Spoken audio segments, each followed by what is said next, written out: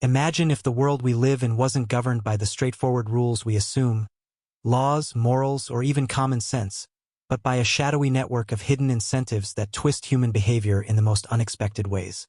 What if the reason your child's teacher might fudge test scores, a revered sumo wrestler throws a match, or an entire generation of potential criminals simply never materializes isn't due to some dramatic shift in society, but because of subtle economic forces pulling strings from behind the curtain? What if understanding these forces could unlock the secrets to why drug dealers, despite peddling a product worth billions, often end up crashing on their mom's couch? Or why the simple act of naming your baby could reveal more about societal biases than you ever imagined? Hold on tight, because we're about to plunge into the fascinating, often bizarre undercurrents of everyday life, where economics meets psychology in a dance that's equal parts enlightening and unsettling. We'll traverse from the high-pressure classrooms of Chicago to the ritualistic rings of Japanese sumo, from the fear-mongering secrecy of the Ku Klux Klan to the gritty hierarchies of crack-dealing gangs, and even into the anxious hearts of modern parents obsessing over the perfect upbringing. Along the way, we'll question assumptions, unearth data-driven truths, and maybe even spot these invisible incentives at play in your own life. By the time we're done, you might find yourself eyeing the world with a newfound skepticism, wondering what hidden motivations are lurking just out of sight. Let's unravel this tapestry thread by thread, starting with the surprising places where cheating isn't just a moral lapse, but a rational response to the right or wrong incentives. Envision yourself in the bustling hallways of a Chicago public school in the mid-1990s, where the air hums with the chatter of students and the faint scent of chalk dust. Teachers, those dedicated souls shaping young minds, are suddenly thrust into a high-stakes arena. The city has implemented a new testing system. Student scores on standardized exams now directly influence school funding, teacher bonuses, and even job security. It's a pressure cooker designed to boost performance, but instead, it brews something far more insidious. Classrooms that were middling performers one year miraculously leap to the top the next, with scores climbing like vines in a greenhouse. At first glance, it seems like a triumph of education reform, dedicated instructors finally getting results. But scratch beneath the surface, and the data whispers a different tale. Subtle patterns emerge. Pencil marks erased and rewritten, clusters of identical answers across multiple tests, and students nailing the hardest questions while inexplicably flubbing the easy ones. These aren't coincidences. They're fingerprints of fraud. Teachers, driven by the fear of demotion or the lure of rewards, were systematically cheating to inflate scores. It's a stark illustration of how incentives can corrupt even the most noble professions. But why do they matter so much? Incentives are the unseen architects of our choices, the nudges that make us weigh costs and benefits in every decision, whether we're aware of it or not. They're not limited to financial gains. They encompass social pressures, emotional rewards, and moral dilemmas. Consider a simple experiment from Israeli daycares, where late pickups were a chronic issue. To curb this, administrators introduced a modest fine for tardy parents. Logic suggests this penalty would deter lateness, right? After all, who wants to pay extra? Yet the opposite occurred. Lateness not only persisted but increased twofold. Before the fine, parents felt a pang of guilt for inconveniencing the caregivers, a powerful social incentive rooted in empathy and community norms. But once a monetary fee was attached, it transformed the act into a purchasable service. Parents could now buy extra time without the emotional baggage, rationalizing it as a fair exchange. The incentive shifted from moral to transactional, and behavior followed suit. This backfire effect pops up everywhere, from workplace policies that unintentionally encourage slacking to environmental campaigns that guilt-trip people into apathy.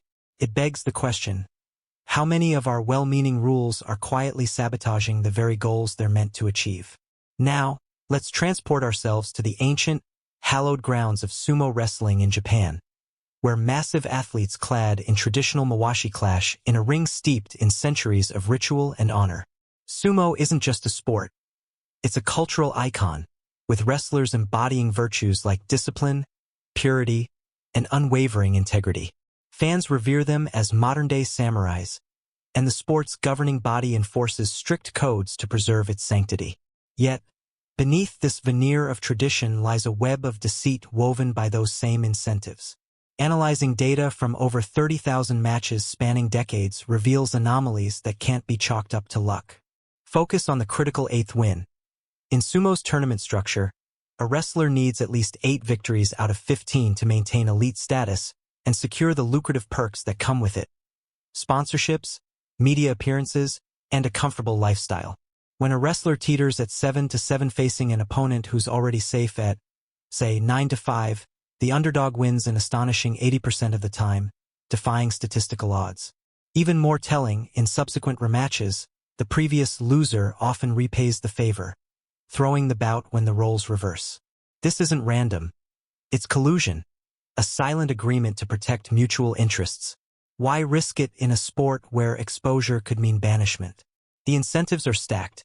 The rewards of staying in the top tier far outweigh the slim chance of getting caught, especially when the Sumo Association, protective of its image, dismisses allegations as baseless. It wasn't until persistent journalists armed with irrefutable data forced a reckoning that reforms trickled in. Tragically, 2 whistleblowers met untimely deaths under suspicious circumstances, underscoring the high stakes. This saga isn't unique to sumo. It mirrors scandals in sports worldwide, from cycling's doping epidemics to baseball's steroid era. Incentives drive athletes to bend rules when glory and gold are on the line, prompting us to wonder. In our own pursuits, how often do we rationalize small cheats for big gains? And what does it take to realign those incentives toward honesty? Detecting such chicanery requires a detective's eye for data, those digital breadcrumbs that betray the truth. In the Chicago cheating scandal, economists pored over millions of answer sheets, spotting red flags like improbable strings of correct answers or classrooms where errors were corrected in suspiciously uniform ways. To confirm, they devised a clever trap, retesting flagged classes under vigilant proctors, only to watch scores nosedive by up to 30%. Guilty as charged. This data-driven sleuthing extends to everyday enigmas like the curious case of Paul Feldman, an economist-turned-bagel entrepreneur. For years, Feldman delivered fresh bagels to office buildings on an honor system. Baskets left unattended with a wooden cash box for payments. No oversight, just trust. Astonishingly, honesty hovered between 87 and 95%. But patterns emerged that illuminated human nature. Theft spiked on executive floors, where entitlement might run high, and dipped in smaller offices, where anonymity was harder to maintain, proving that social incentives like the fear of being caught or shamed keep us in line. Weather played a role too. Rainy days saw more pilfering, perhaps as moods soured or people felt justified in a small rebellion against the gloom. Holidays like Christmas or Valentine's amplified dishonesty, maybe because folks viewed a free bagel as a festive treat. Even national events influenced rates. Post 9/11, honesty surged amid a wave of patriotism, only to revert as normalcy returned. Feldman's experiment wasn't just about bagels. It was a microcosm of society, showing how incentives fluctuate with context. It challenges us to reflect. In a world of self-checkout lanes and unmanned stores, what keeps most of us honest? Is it innate morality, or the subtle calculus of risk and reward? These stories weave together to reveal that incentives aren't static. They're dynamic forces that can be harnessed for good or ill, often leading to ripple effects that cascade through systems in ways we never anticipate. Yet incentives gain even more potency when paired with unequal access to information, creating asymmetries that tilt the playing field. Picture the American South in the 1920s, shrouded in the terror of the Ku Klux Klan. This hooded fraternity didn't just commit acts of violence. They amplified fear through secrecy, spreading exaggerated tales of their omnipresence and brutality to paralyze communities, particularly Black Americans fighting for rights. They boasted of infiltrating law enforcement and government, making opposition seem suicidal. The truth? Their ranks and reach were often inflated bluffs, but without counterinformation, the myth held sway. Violence was real and horrific. Lynchings, beatings, but the psychological warfare magnified it tenfold. The Klan's power stemmed from hoarding knowledge, secret handshakes, passwords like AYAK, "Are you a Klansman?" and rituals that bound members while intimidating outsiders. It was information as a weapon, much like how corporations today guard trade secrets or governments classify documents to maintain control. Enter Stetson Kennedy, a daring folklorist and activist in the 1940s, who infiltrated the Klan's Atlanta chapter under a pseudonym. Posing as a sympathetic veteran, he attended meetings, memorized their arcane codes, KIGY for Klansman, I greet you, and documented their inner workings. But Kennedy didn't stop at espionage. He weaponized the information by leaking it to the writers of the wildly popular Superman radio serial. Suddenly, episodes featured the Man of Steel battling a thinly veiled Klan, using their real passwords and exposing their absurd rituals to millions of listeners. Children nationwide turned it into playground games, chanting Klan greetings mockingly and demystifying the once terrifying group. Membership cratered as the veil of secrecy lifted. Recruits dried up when the mystique vanished. Kennedy's coup demonstrated that information symmetry can dismantle empires built on fear.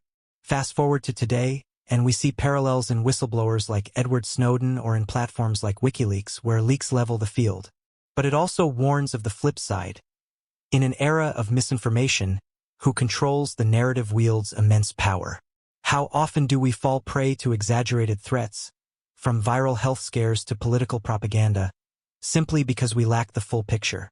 This imbalance thrives in professional realms too, where experts exploit what you don't know for profit. Consider real estate agents, those affable guides navigating the housing maze. When selling your home, they might push for a quick sale at a lower price, citing market softness or buyer fatigue. Sounds helpful, but data tells another story. Agents earn a commission, typically 1.5 to 3% of the sale price, so the incentive is to close deals fast, minimizing effort. For a $300,000 house, holding out for $310,000 nets you an extra $10,000 but only $150 more for them. No wonder they encourage concessions. Yet when agents sell their own properties, they wait an average of 10 days longer and fetch 3 to 4% higher prices. Why? They possess insider knowledge, precise comps, negotiation tactics, market timing that sellers lack. It's asymmetry in action, echoed in car salesmen who discover urgent repairs or doctors prescribing superfluous tests to pad bills. Even online dating amplifies this. Profiles brim with claims of being adventurous or funny. But without verification, it's a game of inflated self-presentation. Studies show men overstate height by 2 inches on average, women underreport weight. Small deceptions born from the incentive to stand out in a crowded field. Or think about funeral directors upselling caskets with protective seals that do nothing against decomposition, preying on grieving families' ignorance. These examples pile up, illustrating how information gaps create opportunities for exploitation. It prompts introspection. In your next big purchase or decision, how can you arm yourself with knowledge to even the odds? And what ethical lines do we cross when we're the ones holding the informational advantage? Venturing deeper into urban shadows, let's immerse ourselves in the chaotic world of Chicago's housing projects during the crack cocaine epidemic of the late 1980s and early 1990s. Streets pulsed with danger as gangs vied for control of a lucrative new drug. Crack, a smokable form of cocaine that was cheap to produce and devastatingly addictive. Media portrayed dealers as untouchable moguls, flaunting wealth in music videos and movies. Gold chains, luxury cars, sprawling estates. The reality, however, was a far cry from glamour. Most street-level dealers eked out an existence so meager they couldn't afford independence, often residing with their mothers in cramped apartments. This counterintuitive truth emerged from the groundbreaking work of Sudhir Venkatesh, a University of Chicago sociology graduate student who, armed with naivety and a clipboard, wandered into the Robert Taylor homes seeking survey data on poverty. What he found was a brush with death and an invitation into the inner sanctum of the Black Disciples gang. Venkatesh's immersion lasted 6 years, a perilous odyssey where he shadowed foot soldiers, attended board meetings, and even managed a crack house briefly. His gold mine? Stolen ledgers detailing the gang's finances with corporate-like precision, revenues, expenses, wages. The structure resembled a fast food franchise. Top leaders like J.T. Venkatesh's mentor pocketed around $100,000 annually, tax-free, affording nice cars and apartments. Mid-level officers earned $30,000 to $50,000, overseeing territories. But the grunts on the corners? A paltry $3.30 per hour, below minimum wage, for 24/7 shifts in freezing winters or sweltering summers, dodging bullets and cops. Why endure it? The incentive was the pyramid's promise. A tournament system where loyalty and grit could propel you upward, escaping dead-end jobs in a neighborhood where legitimate opportunities were scarce. Data painted a grim picture: a 25% chance of death within 4 years from violence or overdose, plus frequent arrests. Yet hope flickered. Stories of rags to riches ascents kept recruits flowing, much like aspiring actors flocking to Hollywood despite abysmal odds. Crack's innovation fueled this boom. By processing cocaine into rock sold for $5 a hit, it democratized addiction, exploding demand and profits. Gangs expanded like businesses, with supply chains from Colombian cartels and marketing strategies to hook users. But wealth concentrated at the top, leaving the base vulnerable. Venkatesh's accounts humanize these figures. Dealers weren't monsters but products of systemic failure, limited education, racial barriers, economic despair. One dealer confided dreams of going straight, but incentives trapped him. Quick cash beat flipping burgers, and family pressures mounted. This underground economy mirrored legitimate ones, with competition driving innovation, like branded packaging, and mergers, gang alliances. It forces tough questions. If society offers no viable alternatives, is crime a choice or a necessity? How do we redesign incentives to break such cycles through education, jobs, or policy? And in our own lives, what gangs do we join for survival, rationalizing risks for elusive rewards? Turning to one of history's great enigmas, ponder the abrupt nosedive in American crime rates during the 1990s. The 1980s had been a bloodbath. Murder soaring, crack-fueled turf wars turning cities like New York and Los Angeles into battlegrounds. Experts forecasted worse: a horde of super predators, remorseless teens bred in dysfunction, poised to unleash chaos. Politicians responded with tough measures: Rudy Giuliani's broken windows policing in NYC, Clinton's federal crime bill adding 100,000 cops and harsher sentences, gun buybacks, and community programs. The economy roared, theoretically reducing desperation-driven theft. Yet when crime plunged, homicides dropping 50% nationwide, violent offenses halved, it puzzled pundits. Was it the cops? Data debunked that. Areas with stagnant police numbers saw equivalent declines. Gun control? Inconsistent across states, yet drops were uniform. Economic boom? Historical upswings hadn't curbed crime similarly. Even innovative tactics like CompStat in NYPD helped locally but couldn't explain the national trend. The provocative answer lies in a landmark 1973 Supreme Court decision. Roe v. Wade, legalizing abortion. Unwanted pregnancies, research shows, correlate with adverse outcomes: children facing neglect, poverty, poor health, and higher criminality rates by adulthood. Post-Roe, abortion rates rose among at-risk groups, averting millions of births into unstable environments. 18 to 20 years later, the prime crime-committing age, the missing cohort meant fewer potential offenders. Evidence mounts. States adopting abortion earlier, pre-Roe via reforms, saw crime fall sooner. Australia's similar legalization timeline mirrored drops. Conversely, Romania's 1966 abortion ban under dictator Ceausescu birthed a generation of unwanted kids who, as teens, spiked crime and unrest, contributing to his overthrow. It's not eugenics advocacy. The authors stress correlation via data, not causation for policy. Incentives for women? Many cited financial or emotional unreadiness, choosing abortion to avoid burdening a child with hardship. This ripple effect highlights how decisions echo across decades, unseen. It stirs debate. Could other factors, like lead poisoning from gasoline, phased out in the 70s, linked to impulsivity, or immigration patterns, contribute? Data suggests abortion explains up to 50% of the drop, with policing and incarceration filling gaps. Uncomfortable? Absolutely. It challenges us to confront what long ago policies shape today's realities. Are we willing to follow evidence over ideology? And in preventing unwanted lives, what ethical trade-offs do we make? Gliding from societal upheavals to the intimate sphere of family life, let's delve into the fraught world of parenting, where every choice feels like a high-stakes bet on your child's future. Shelves overflow with guides promising the formula for raising prodigies. Read aloud daily, banish screens, enroll in Suzuki violin or Montessori preschool. Anxious parents shell out for organic foods, educational toys, and elite camps, convinced these investments forge success. But does the data support the frenzy? Massive longitudinal studies, like the U.S. Department of Education's tracking of 20,000 kindergartners through 8th grade, offer sobering insights. Neglect or abuse, catastrophic, correlating with behavioral issues, low IQ, and future poverty.